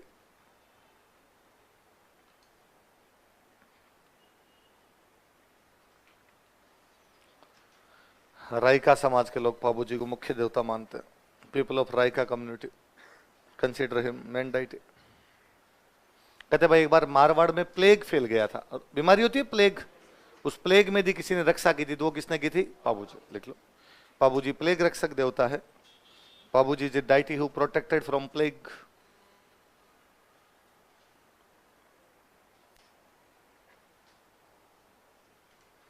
Pabuji plague रक्षक देवता है। Pabuji is deity who protected from plague. कौन से रक्षक देवता है? प्लेग रक्षक देवता है। कहते गुजरात के को 7 थोरी जाति के भाई थे। कौन सी जाति के? गुजरात की को जाति, थोरी जाति के भाई। इनकी वहां गुजरात के राजा के साथ लड़ाई हो गई। ये भाग के पाबूजी के पास आ गए, पाबूजी ने इनको शरण दी थी, इनको बचाया था। लिख लो, पाबूजी ने गुजरात के 7 थोरी भाइयों की रक्षा की थी। पाबूजी प्रोटेक्टेड 7 थोरी ब्रदर्स ऑफ गुजरात। पाबूजी ने गुजरात के 7 थोरी भाइयों की रक्षा की थी। पाबूजी प्रोटेक्टेड 7 थोरी ब्रदर्स ऑफ गुजरात। गुजरात के 7 थोरी भाइयों की रक्षा की थी। बाबूजी प्रोटेक्टेड 7 थोरी ब्रदर्स ऑफ गुजरात। गुजरात के 7 थोरी भाइयों की रक्षा की थी। किसने? बाबूजी ने। देखो एक बात और सुनो, जैसे मान लो मेरे पास ऊंट है गांव में और मेरा ऊंट बीमार हो जाए, तो मैं किसकी हाथ जोड़ूंगा? बाबूजी। और मैं कहूंगा भाई बाबूजी महाराज, यदि मेरा ऊंट ठीक हो गया तो मैं आपकी फड़ बंचवाऊंगा। क्या करूंगा? फड़ बंचवाऊंगा। क्या करूंगा? फड़ बांचना। बांचना मतलब होता है पढ़ना। बांचना मतलब क्या होता है? पढ़ना। बांचना मतलब, इसलिए अखबार पढ़ने की जगह को बोलते हैं वाचनालय। जहां अखबार पढ़े जाते हैं उस जगह क्या बोलते हैं? पॉलिटी हो गई क्लास में? पॉलिटी हुई, दिलीप सर ने पॉलिटी पढ़ाई, तो नहीं बोला कि संविधान का वाचन किया गया। संविधान के 3 वाचन, संविधान बांचा, बस लिख तो दिया था, अब तो लाके क्या करना, आप केवल पढ़ना है। पढ़ने को क्या बोलते हैं? बांचना। बांचना को क्या कर दिया? वाचन। तो संविधान के 3 वाचन किए गए। अब तो क्या सारे लोग पढ़ लिख गए। पहले गांव के अंदर जब पढ़े लिखे लोग नहीं होते थे, गांव में लेटर आता है यदि किसी के घर पे कोई, तो अब ये लेटर पढ़े कौन? तो एक आधा कोई पढ़ने वाला होता, उसके घर पे लेके जाते, कहते बांचो कागज। पहले गांव में कोई लड़की देखने के लिए आते, रिश्ते वाले नाते, तो उनको कहते कि भाई बाई कितनी पढ़ी हुई है? पढ़ी हुई तो नहीं है पर कागज बांच ले, अखबार बांच ले, कागज बांच ले। टाबरों को, छोटे टाबर होते उनको पढ़ने का कहते, तब कहते ले किताब बांच, बांच के दिखा, किताब बांच के दिखा। तो बांचना मतलब क्या होता है? तो भाई मैं मेरी फड़ क्या करूंगा, मैं मेरा ऊँट ठीक हो गया तो फड़ बंचवाऊंगा। अब मेरा ऊँट ठीक हो गया, ऊँट ठीक हो गया तो मैं जाऊंगा हमारे गांव में जो मंदिर में पुजारी जी, मान लो पापू जी का मंदिर है तो पापू जी के मंदिर में जाऊंगा। पापू जी के मंदिर में जो पुजारी होते हैं वो हमेशा होते हैं भील जाति के लोग। किस जाति के? तो मैं वो भील जाति के जो पुजारी जी होते हैं, पुजारी को नॉर्मल भाषा में बोलते हैं भोपा। क्या बोलते हैं? तो मैं उन भोपा जी के पास जाऊंगा और उनको जाऊंगा, भोपा जी हमारे वो जात बोली हुई है और फड़ बांचनी, आप बांच दोगे? उनका ठीक है, कब बांचे? तो उनका परसों आ जाओ भाई, संडे छुट्टी का दिन है, आप फड़ बांच देना। तो भोपा जी अपनी पत्नी के साथ आते हैं, भोपी जी के साथ एक कपड़े का पर्दा लाते हैं। क्या लेके आते हैं? एक सफेद रंग का कपड़े का पर्दा लाते हैं। सफेद रंग का कपड़े का पर्दा होता है, वो दीवार के ऊपर टांग देते हैं। इस पर्दे के ऊपर खूब सारी पेंटिंग बनी होती है। जैसे कोई एक पेंटिंग है जिसमें पाबूजी का जन्म हो रहा है, एक पेंटिंग है जिसमें पाबूजी खेल रहे हैं, एक पेंटिंग है जिसमें पाबूजी शादी के लिए जा रहे हैं, फेरे ले रहे हैं, वापस आ रहे हैं, लड़ाई कर रहे हैं, शहीद हो गए वहां पे, उनकी पत्नी सती हो रही है, 7 थोरी भाइयों को बचा रहे हैं, प्लेग में बचा रहे हैं, ऊंट ला रहे हैं, केलमदे का ब्याह कर रहे हैं। ऐसे अलग अलग उनके जीवन के जितने चित्र होते हैं वो कपड़े के पर्दे पे बने होते हैं। इस कपड़े के पर्दे क्या बोलते हैं? वो फड़ टांगते हैं, कपड़े का पर्दा टांगते हैं दीवार पर। भोपा जी और भोपी जी दोनों खड़े हो जाते हैं। भोपा जी के हाथ में एक वाद्य यंत्र होता है, रावण हत्था। कौन सा वाद्य यंत्र होता है? कभी वो देखा तो यूं बजाते हैं, ट्रेन व्रेन में कभी आते हैं, वो रावण हत्था बजाते हुए एक एक चित्र के बारे में गा गा के सुनाते हैं। कौन सी जाति के भोपे? भील जाति। कौन? भोपे। कौन से वाद्य यंत्र के साथ? क्या गाते हैं? किसकी फड़? लिखो। भील जाति के भोपे, priest of Bhil community. Bhil जाति के भोपे, priest of Bhil community, priest of Bhil community रावण हत्ता वाद्य यंत्र के साथ पाबूजी की फड़ गाते हैं। सिंह फड़ो पाबूजी विद रावण हत्ता म्यूजिकल इंस्ट्रूमेंट। रावण हत्ता वाद्य यंत्र के साथ पाबूजी की फड़ गाते हैं। सिंह फड़ो पाबूजी विद रावण हत्ता म्यूजिकल इंस्ट्रूमेंट। रावण हत्ता वाद्य यंत्र के साथ पाबूजी की फड़ गाते हैं। सिंह फड़ो पाबूजी विद रावण हत्ता म्यूजिकल इंस्ट्रूमेंट। रावण हत्ता वाद्य यंत्र के साथ पाबूजी की, तो फड़ गाए तब तो रावण हत्ता बजाते हैं। नॉर्मल पाबूजी के भजन जो गाए जाए, भजनों को बोलते हैं पवाड़े। क्या बोलते हैं? वास्तव में ये पाबूजी की पूरे जीवन की कहानी होती है। आप नॉर्मल हिंदी में बोलते तो आप इसको कहते हैं लोक गाथा। क्या कहते हैं? जो फोक टेल होती है या फोक लोर जो होती है उनकी, किसी भी देवता की जो लोक गाथा होती है, कहानियां जो सुनाते हैं, वो जब कहानियां सुनाई जाती है तब जो वो कहानियां सुनाते हैं उन कहानियों क्या बोलते हैं? पवाड़े। और उस समय जो वाद्य यंत्र बजता है उसको कहते हैं माठ। क्या कहते हैं? उल्टा मटका। दिल जले अमरीशपुरी है। लिखो लिखो, पाबूजी के पवाड़े। पवाड़ा जो पाबूजी, पवाड़े क्वेश्चन लिखना, लोक गाथा फोकलोर। एक बार सवाल था कि पवाड़े क्या होते हैं? पाबूजी के पवाड़े, पवाड़ा जो पाबूजी। माट वाद्य यंत्र के साथ गाए जाते हैं। आर संग विद माट म्यूजिकल इंस्ट्रूमेंट। माट वाद्य यंत्र के साथ गाए जाते हैं। आर संग विद माट म्यूजिकल इंस्ट्रूमेंट।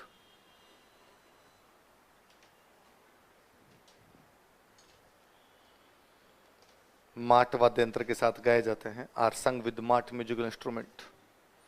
अब पाबूजी से संबंधित खूब सारी किताबें लिखी गई। कौन कौन सी? लिख लो। पाबूजी से संबंधित पुस्तकें, बुक्स रिलेटेड टू पाबूजी। मैं एक तरफ राइटर लिख रहा हूं, एक तरफ बुक्स लिखूंगा। इधर मैं राइटर लिख रहा हूं, फिर सामने बुक लिख दूंगा उनकी। उतार लो आप।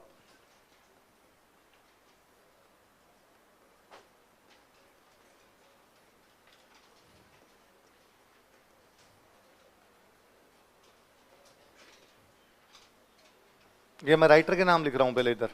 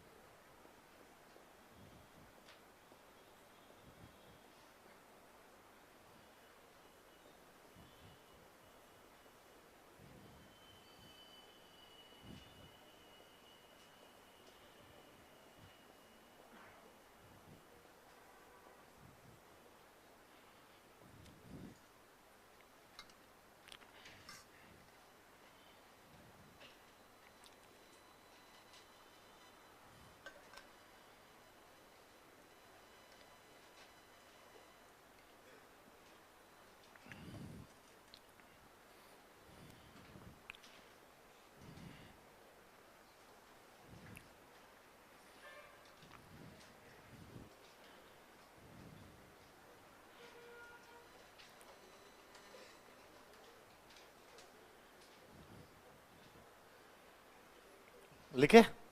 आसिया मोड़ जी की बुक का नाम बताओ। पाबू प्रकाश। बिट्ठू मियाहा जी की। पाबू जीरा छंद। मोतीसर बख्तावर की। देखो आप पहले राइटर के नाम बोलो।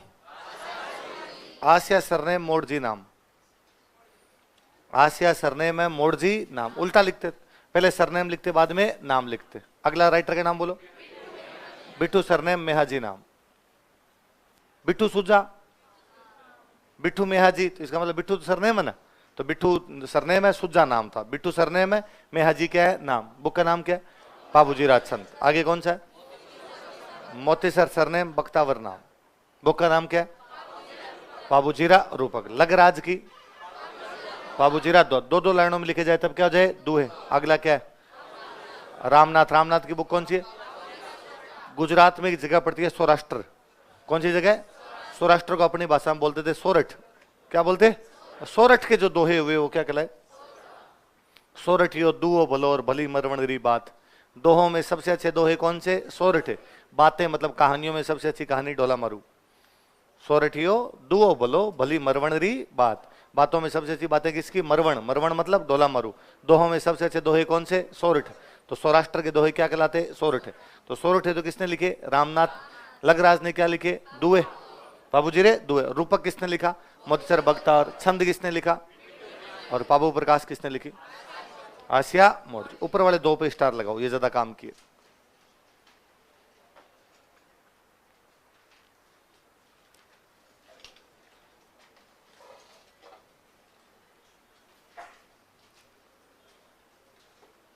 अगले लिखो भाई, अगले दो।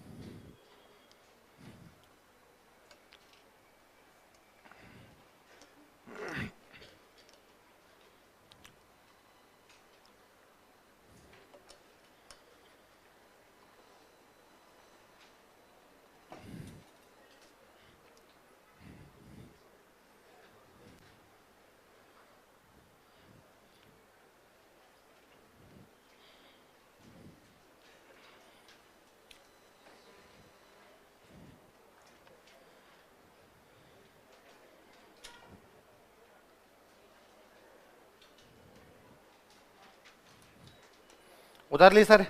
लो पढ़ते हैं। बताओ देखिए, जन्म कहां पर हुआ? ओंडू कश्मीर, बाड़मेर में एक जगह। ओंडू कश्मीर कहां पर है? बाड़मेर। अपने वाले सियाने तो ठीक थे, अजमेर के पास में श्रीनगर, बाड़मेर में कश्मीर, कि वहां जा नहीं पाए, खीर ले ले। कोई पूछे कहां जाके आए थे? कश्मीर। क्या बात करते, कश्मीर कहां? रेगुलर जाता ही रहता हूं मैं तो उधर। पिताजी का नाम क्या है? अजमाल। मल्लीनाथ जी पढ़े हमने, मारवाड़ के राजा मल्लीनाथ। मल्लीनाथ जी के टाइम में अजमाल जी उनके सामंत थे। मल्लीनाथ जी ने इनको एक जागीर दे रखी थी, पोकरण। कौन सी जागीर? लिख लो कोष्टक में। मल्लीनाथ जी ने इन्हें पोकरण की जागीर दी थी। किसको? अजमाल। मल्लीनाथ जी गेव हिम पोकरण जागीर। पोकरण नाम तो सुना होगा। भारत के परमाणु विस्फोट पोकरण में हुए हैं सारे।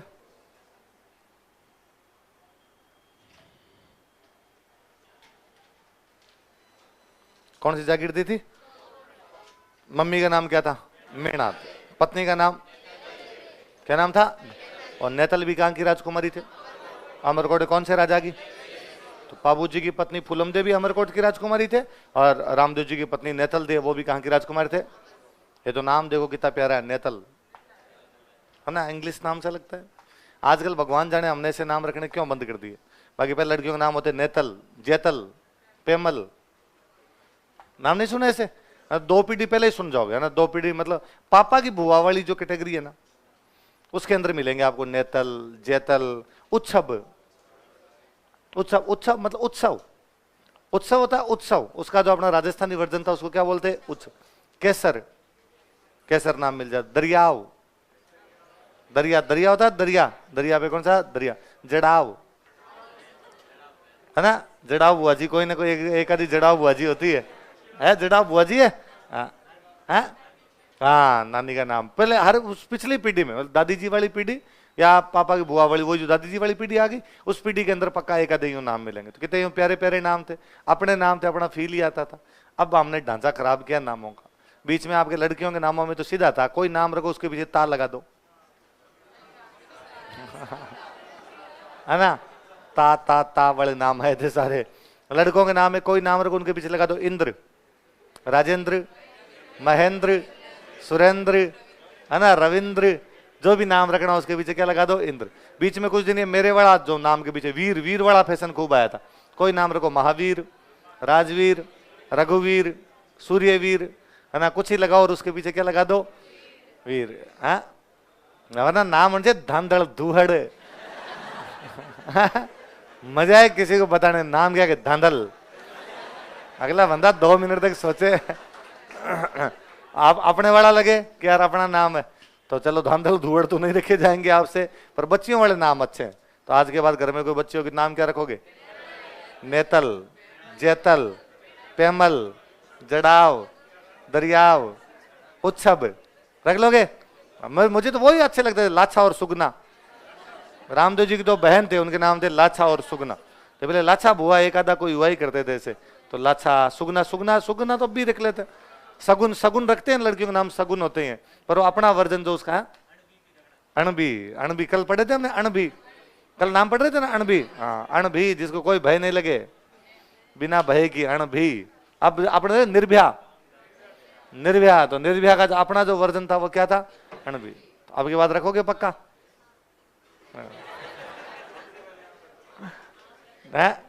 हाँ, मैं तो अब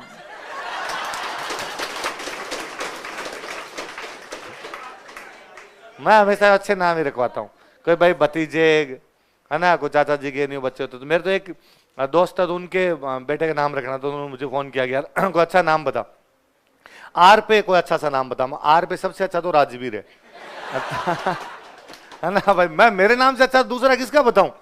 उनका नहीं रहा और बता अच्छा सा, तो फिर उसका भतीजे नाम रखा था रुद्रदामन। रुद्रदामन, और ना लोगों ने तो उन्होंने वापस मुझे कहा रुद्रदमन मंगना, रुद्रदमन नहीं रखना, रुद्रदामन। रुद्रदमन नाम खूब सारे लोगों को मिल जाएंगे आपको। रुद्रदामन, जिसको जो खुद रुद्र के दामन में खेलता हो, भगवान शिव जिसे अपने दामन में रखते हो। मैं शकों का राजा था, शक भारत के नहीं थे, मध्य एशिया से आए थे, उसके बावजूद शकों के राजा ने अपना नाम क्या रखा था? रुद्रदामन। हम यार भारत के, रुद्र हमारे देवता है, उसके बावजूद हम रुद्रदामन नहीं रखते। कितना अच्छा नाम नहीं है रुद्रदामन? तो आप भी रखोगे। आर पे अच्छा नाम क्या रखोगे? राजवीर। अच्छा तो राजवीर है। सेकंड रखना हो तो क्या रख सकते हो आप? चलो आगे बढ़ते। इसके बाद बताओ, गुरु जी का नाम क्या था? बालीनाथ जी महाराज। जोधपुर के अंदर एक पहाड़ी पड़ती है मसूरिया। कौन सी पहाड़ी है? लिख लो कोष्टक में आगे, मसूरिया पहाड़ी। तो इनकी कोचिंग कहां पे थी? मसूरिया पहाड़ी, मसूरिया हिल, मसूरिया पहाड़ी, मसूरिया हिल। रामदेव जी की बुक का नाम क्या है? एकमात्र लोक देवता रामदेव जी महाराज है जिन्होंने खुद ने बुक लिख रखी है। उस बुक का नाम क्या था? 24 वाणी। याद रह जाएगी बात। चलो, घोड़े का नाम क्या है? ये भाई रे एक डंका झूठ है। आगे चार चीजें, चारों डंके झूठ। कोई घोड़े का नाम लीलो नहीं था। अपने राजस्थान में सारे घोड़ों को कहते हैं लीला, सारी घोड़ियों को कहते हैं लीलन। कि घोड़ा हो तो लीलो और घोड़ी हो तो लीलो। चलो, एक महाराणा प्रताप के घोड़े का नाम तो पता आपको सबको? चेतक। चेतक था। उसके बावजूद छोटी क्लासों में गीत गाते थे, लीला घोड़ा रोवा सवार, मारो मेवाड़ी सरदार, राणा सुन तो जाई जेरे। तो वहां भी घोड़ा लीला ही है। यहाँ तेजाजी महाराज की घोड़ी भी इसलिए नाम क्या रख दिया? लीला। और लीला रंग होता है हरा। ये जो कलर दिखाई दे रहा है आपको, ये लीला है। कौन सा कलर है? लीला। इसलिए हरा रंग, हरा रंग जो होता है लीला कहते हैं। इसलिए सावन के महीने में अपने घास फूस ज्यादा हो जाती है तो कहते हैं पशुओं का तो लीलो हुआ है ना। पेड़ पौधे हरे हो जाते तो कहते हैं रूंगड़ा लीला हुआ है। तो लीला, लीला मतलब कौन सा होता है? हरा रंग। तो कभी छोटे थे तब बचपन में आप खेलते होंगे, तब एक हरे रंग का इतना सा बड़ा कीट पतंगा उड़ता हुआ आता था, आप उसके पीछे दौड़ते थे। रामदेव जी रो घोड़ो आयो, रामदेव जी रो दौड़े हो। किस रंग का होता था? हरे। किस रंग का? हरा। हरे को अपनी भाषा में क्या कहते? तो ये कोई नाम वाम नहीं, आरपीसी वालों झूठे मूठे पूछ पाछ के रटवा दिए अपने को। आरपीसी ने पूछ लिए कि रामदेव जी के घोड़े का नाम बताओ, हम तब से लगे हैं ले लो ले लो। ऐसे कोई नाम नहीं है, ऐसे मुझे सब घोड़े क्या थे? लीला ही थे। झंडे क्या कहते हैं? हिंदी यदि आपने पढ़ी होगी तो जाके देख लेना, आज भी झंडे के पर्यायवाची में नाम मिल जाएगा नेजा। झंडे के पर्यायवाची होते हैं नेजा, निशान, ध्वज, पताका, ये सब झंडे के पर्यायवाची यार। तो अमेरिका का झंडा भी नेजा, ब्रिटेन का झंडा भी नेजा, अपने वाला भी नेजा, तेजाजी महाराज वाला भी नेजा और रामदेव जी महाराज वाला भी नेजा। ऐसा कोई भी अलग से नाम की चीज ही नहीं होती। जागरण को क्या कहते हैं? रात को जाग के गीत गाओ, वो क्या होता है? जागरण। अपने गांव वाली भाषा में कहते हैं राती जोगो। राती जोगा होता है रत जगे, रत जगा बोल दो, राती जोगो बोल दो। तो वो रात को जाग के जो लगाया जाए उनको क्या कहा जाए? ऐसा भी कुछ ही नहीं। सारे देवी देवताओं के जागरण जम्मू ही कहलाते हैं। रामदेव जी वाले के लिए स्पेसिफिक होने की आवश्यकता, पर आरपीसी ने पूछ रखे, हम रट्टे मार रहे हैं। जैसे बाबू जी के भक्त भील जाति के लोग होते हैं, वैसे रामदेव जी के मंदिर में जो भक्त होते हैं वो कौन से होते हैं? उनको क्या कहा जाता है? ऐसा भी कुछ ही नहीं होता। रिखिया का मतलब होता है ऋषि। क्या मतलब होता है? मतलब आपके घर में भी यदि आपका छोटा भाई है और बहुत सीधे साधे तरीके से रहता है, चुपचाप आता है चुपचाप जाता है, कोई नशा पता नहीं, तो अपने घर वाले कहते हैं वो रिखिया है, एकदम संत आदमी है हमारे, तो भाई ऋषि आदमी है। तो रिखिया का मतलब क्या होता है? संत, ऋषि। अच्छा, जो पुजारी जी होंगे वो संत टाइप के आदमी होंगे, तो मेघवाल भक्तों को क्या कह दिया? रिखिया। तो ये चार तो झूठी झूठी बातें, पर झूठी झूठी भी याद करनी पड़ेगी। दिन को अगर रात को रात कहेंगे, आपने तो सिलेक्शन का सवाल है भाई साहब। तो घोड़े क्या कहते हैं? झंडे को, जागरण को, मेघवाल भक्तों को। बुक कौन सी लिखी? गुरुजी कौन थे? वो कहाँ रहते थे? पत्नी का नाम क्या था? मम्मी का नाम? पिताजी का नाम? कहाँ के सामंत थे? पोखरण की जागीर किसने दी? और जन्म कहां पर हुआ? उंडू कश्मीर कहां पड़ता है? रामदेव जी महाराज को विष्णु का अवतार कहते हैं भाई, लिखो। इन्हें विष्णु का अवतार माना जाता है। He is considered as incarnation of Vishnu. He is considered as incarnation of Vishnu. इन्हें विष्णु का अवतार माना जाता है।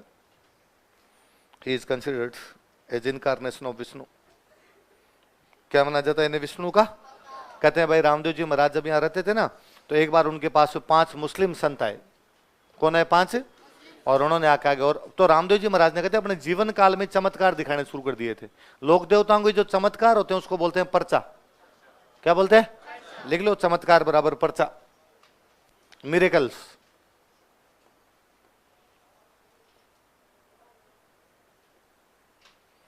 जो मिरेकल होते हैं उनको क्या बोलते हैं? पर्चा। चमत्कार को पर्चा कहते हैं। तो पर्चे दिखाने शुरू कर दिए थे। तो वो 5 संत आए, मुस्लिम संत, उन्होंने रामदेव जी को आके आगे, और रामदेव जी आजकल तो यार बेच पे बेच बना रहे हो, है ना, भयंकर भीड़ आ रखी है, क्या कारण है, इतने लोग कैसे आ रहे हैं?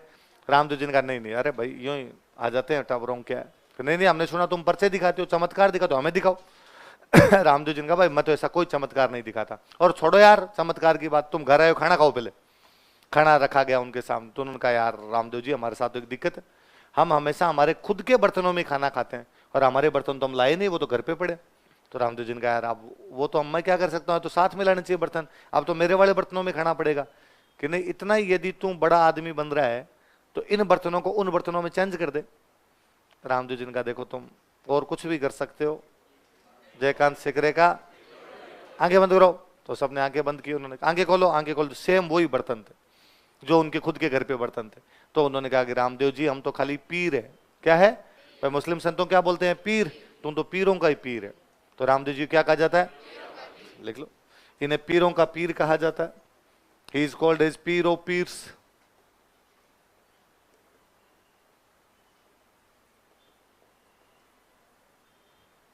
इन्हें पीरों का पीर कहा जाता है। He is called as Pir of pirs.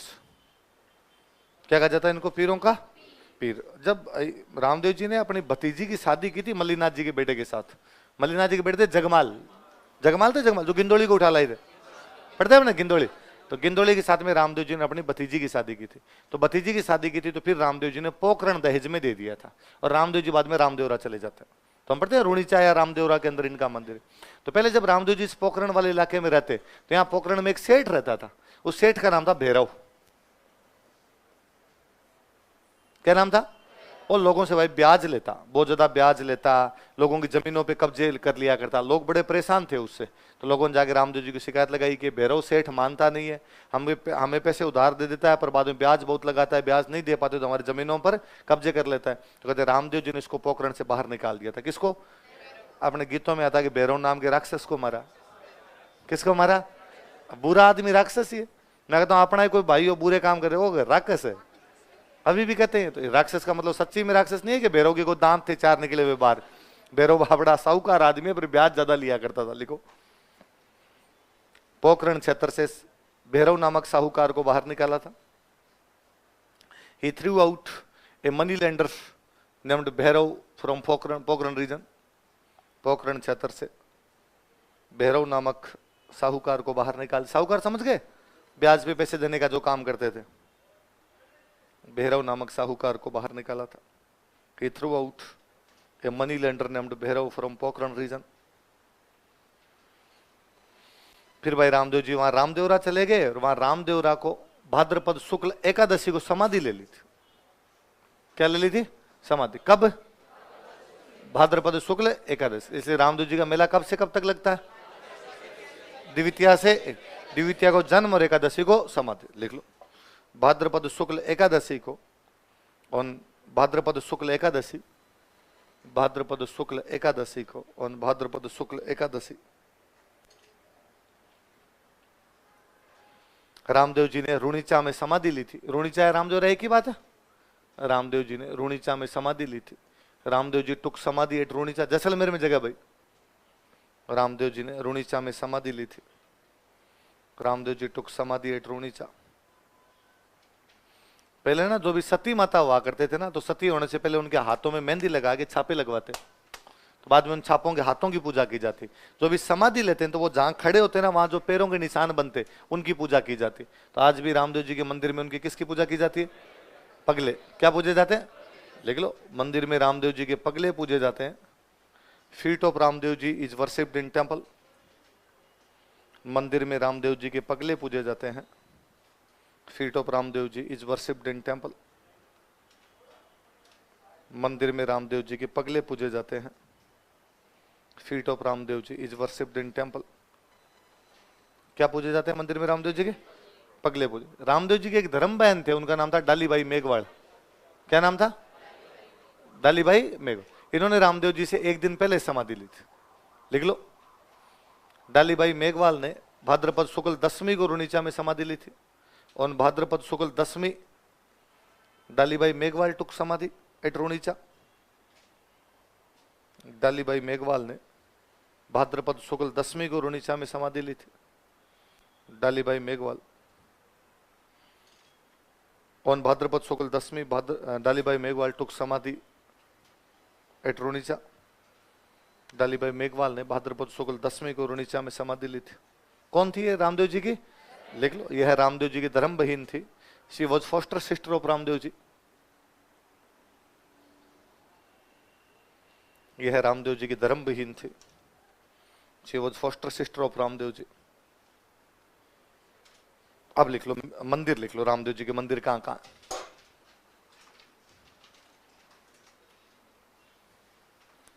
एक तो ये रुणीचा या रामदेवरा,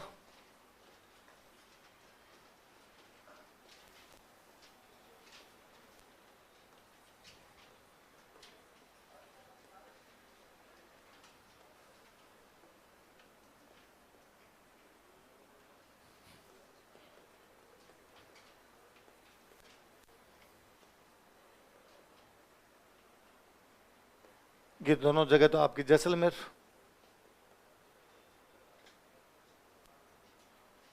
गुरु जी कहाँ रहते थे इनके?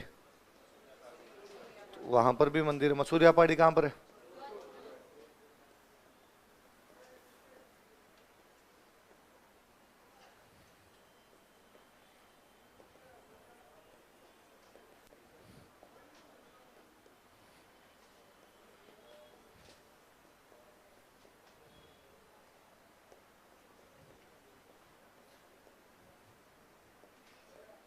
ये जगह बिरांटिया खुर्द, ये जगह पाली में।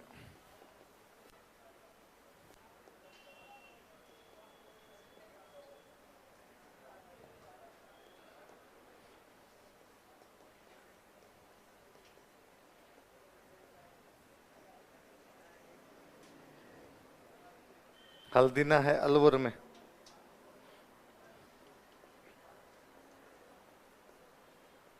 एक जगह छोटा रामदेवरा, ये गुजरात में। छोटा रामदेवरा कहां पर है?